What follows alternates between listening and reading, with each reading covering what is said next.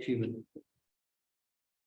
And today it's release, to receive, and it's let's go and let God.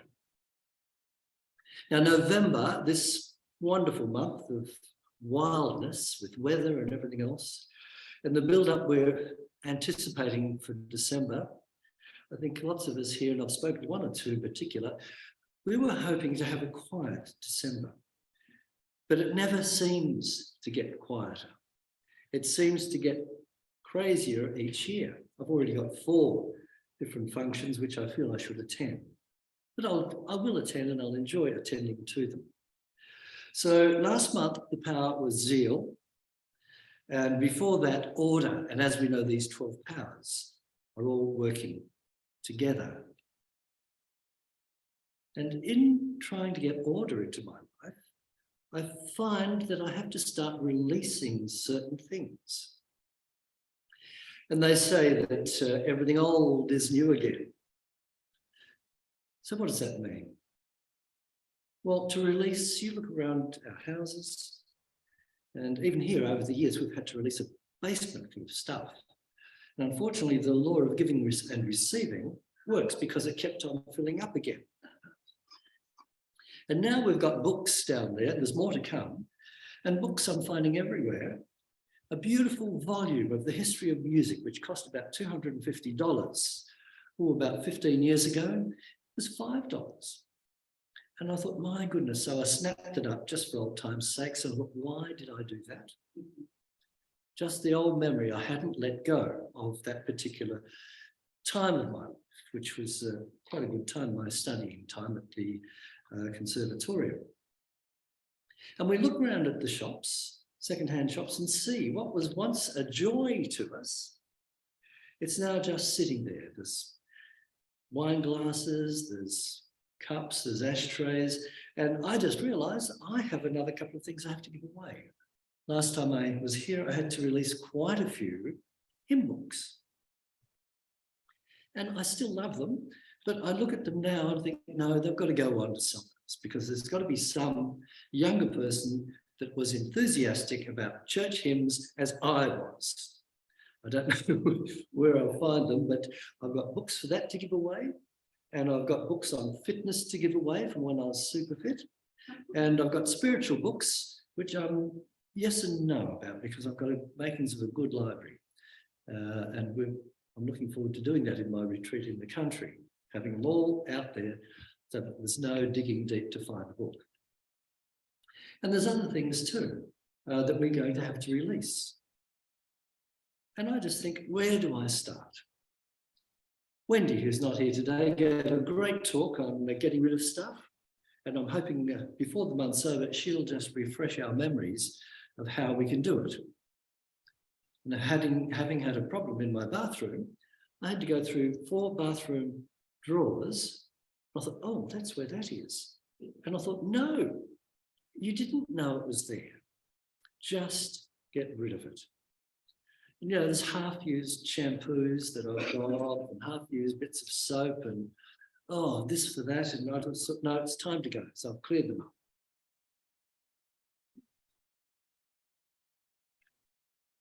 Oh, now, as we proceed in life, we realize that we are on a journey, a soul's journey, and this is only part of it, but it's the now part of it.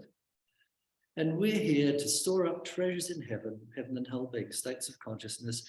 We can experience that now. We do not have a soul because we are a soul, and we've got a body and an ego and a personality that all go with it and all want their say. And what we believed once, we look back and think, no, it ain't necessarily so.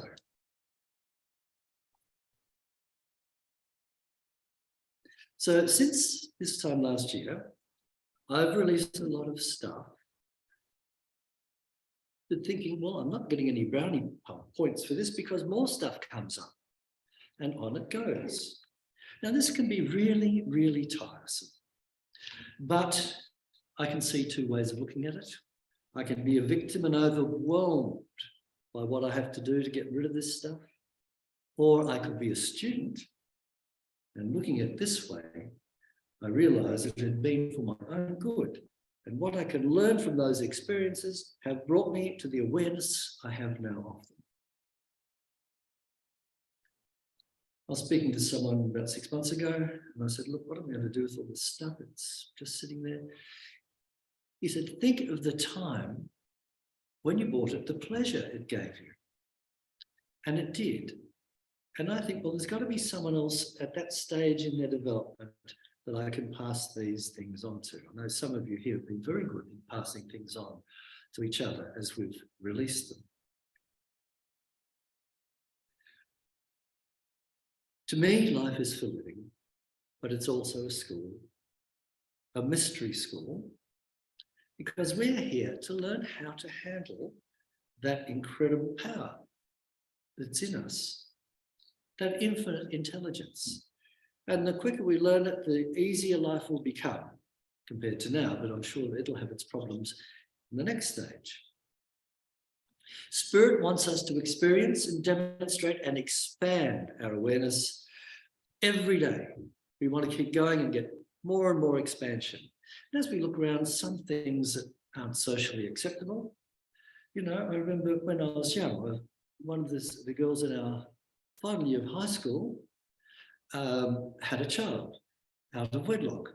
And the fuss that made, and looking back now, I can see Spirit doesn't care. It wants to express, and it's going to express any way it can, regardless of outcomes and people with their strict outlook on life. And, you know, I'm surprised I managed to still be sane after the Methodist Church. Some people say I'm not. Anyway, that's it. Now, enlightenment can happen. We look at some of the paintings and you see, there's, say, Buddha with a huge big aura, he's enlightened, or there's one of the disciples enlightened. But I think it's in stages, enlightenment. And sometimes it's not a big thing, it's just a quiet aha. And it happens. One of the most interesting conversations I had was with an elderly gentleman in Linton, where I was going around to socialise for an hour at the cocktail hour. And he was there, he said, you know, he said, I'm looking back now on my life and thinking, how could I have done that? How could I have done this? And how could I have done that? And I thought, that is a stage of enlightenment. He hadn't been to a church for it. That stage of life was working for him. And that's what I find with myself at times too. Life sits us down and we think, my goodness, did I do that? But it's made us who we are now. As each stage of life unfolds, whether we like it or not, we'll see things from a different perspective. Therefore, we're going to have to do that song soon. Everything old is new again. It's just a matter of getting back to the routine here of having a chance to sit down with the people that play piano and do other things. And I know it's a bit boring, but I do love that book of Ecclesiastes. Ecclesiastes 1, verse 9. It's a Solomon saying. You can imagine Somerset Maugham sitting down at his typewriter, typing it out, and then going to do a play or a book on it. The thing which has been is the thing that shall be.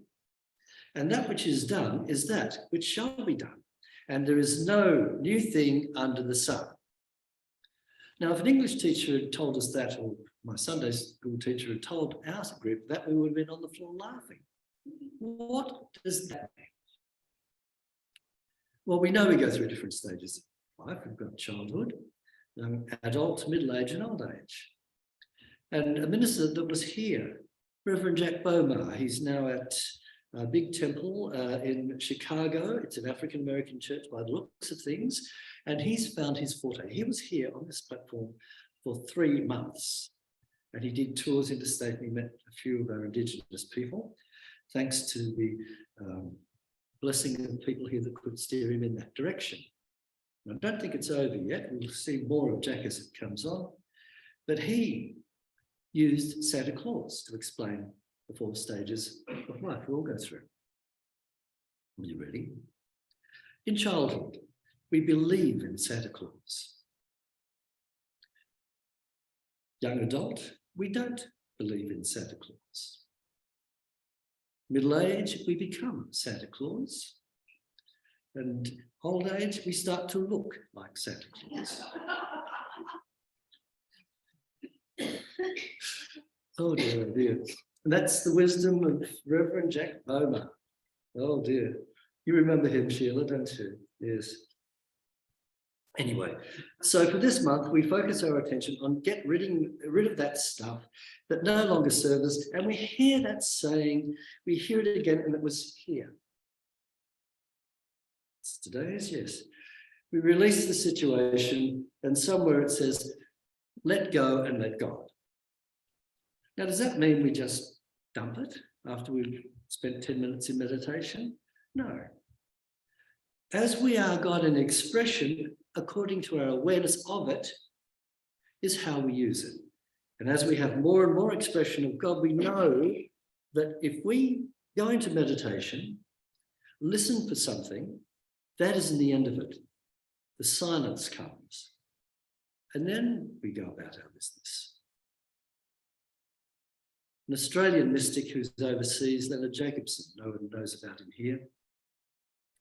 He wrote a book called Words from Silence, a magical book.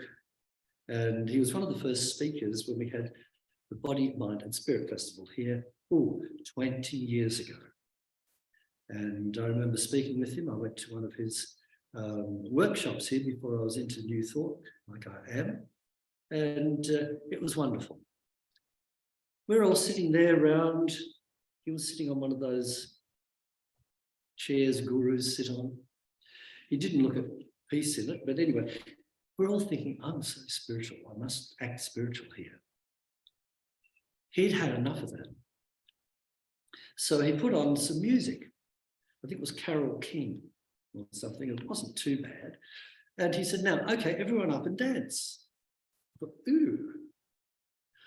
So gradually one got up, then another one got up, and they were all dancing. And as the music went on, we got more outrageous. We're bumping into each other.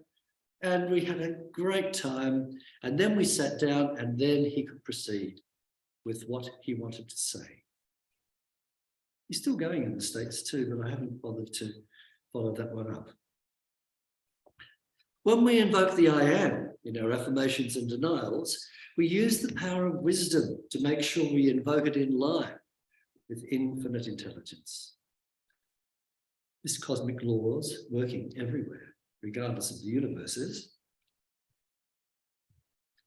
We can stir up the spirit in us, for we realize that, and this isn't my original saying, we can't move it unless we move it. So we're in control. Again, we actually tell God what to do, and that is outrageous. I saw a pamphlet called, We Tell God What to Do. But in a way, it's got its point. And the power of wisdom is vital, because God will give it to us, whether it's wise or not.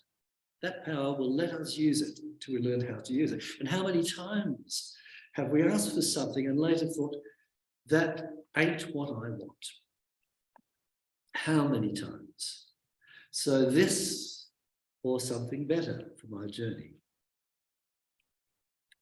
To continue in that vein, if there's a situation that seems to be at a standstill, we feel we've done all that we can physically and mentally do, then we let go and let God, yes.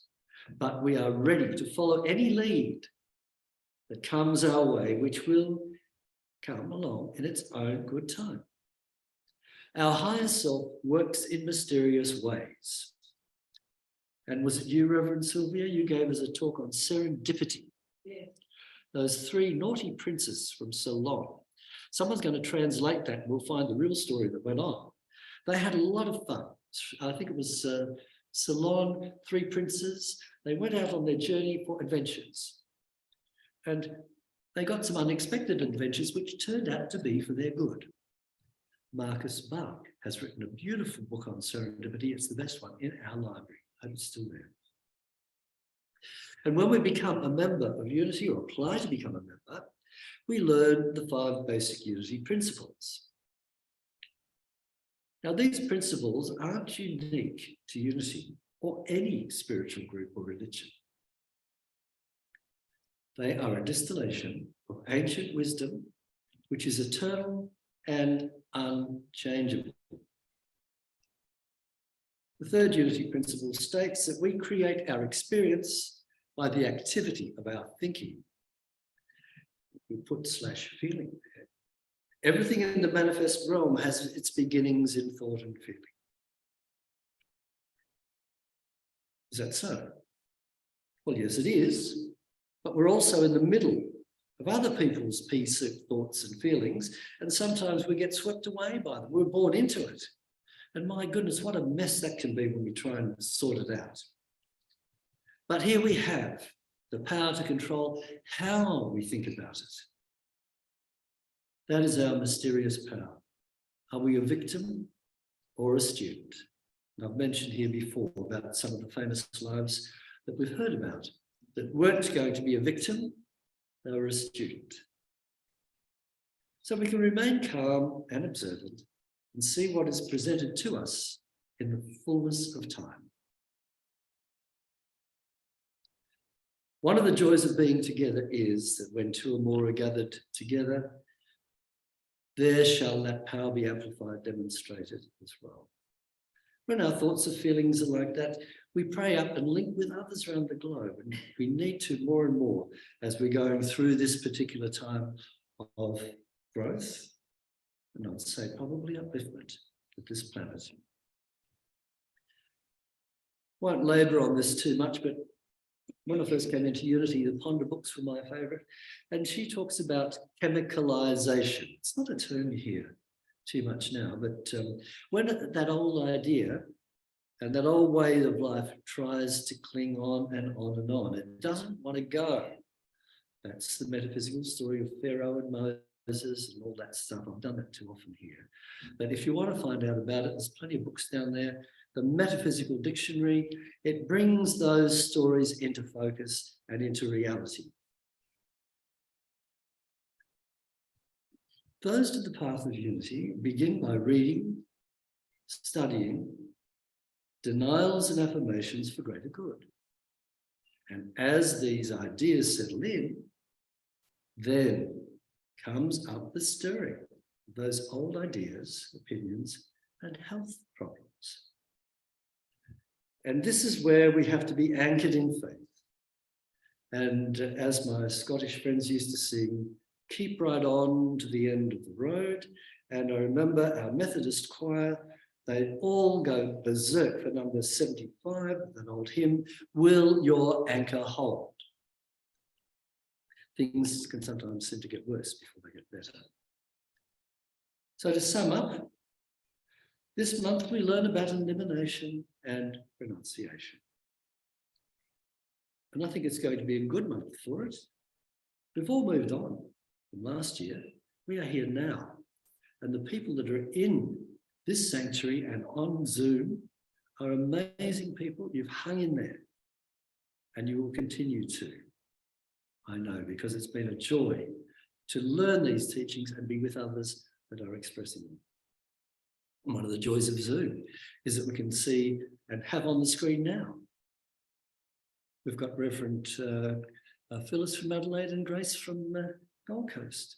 And there'll be others as well. We've got people from interstate and people from the country of Victoria on. And that is a blessing. So once we've released the old beliefs, which we have outgrown, we are ready to receive the next stage. So as we grow, we give thanks for the law of grace, which frees us from the error of past thinking and bondage. We are released to receive the next lessons on our journey in this amazing mystery school of Mother Earth. We don't do it in an old bomb jalopy, we do it in a Mercedes. Now, to finish my talk, there's some things I haven't released. And I was looking at them and I can't. This is we used to have a magazine. You used to do this, Jeanette, for us, didn't you? The magazine, We don't do it now because we've got the weekly email. This is from March 2014. And Reverend Sylvia's wisdom. Our collective prayers become a mighty creative force, activated by our feelings, our faith, and our conviction together with our love and reverence for God. We pray together and we form a synergy of spiritual energy that can change the planetary consciousness forever. So why choose to sidestep this empowerment when it is so readily available? As we step out in our sanctuary, we can go on our way, filled with new energy to accomplish our God-ordained destiny, and we can say with St. Paul, behold, all things become new. Thank you, Sylvia. That's there. Thank you, everybody. It's been a joy to say this.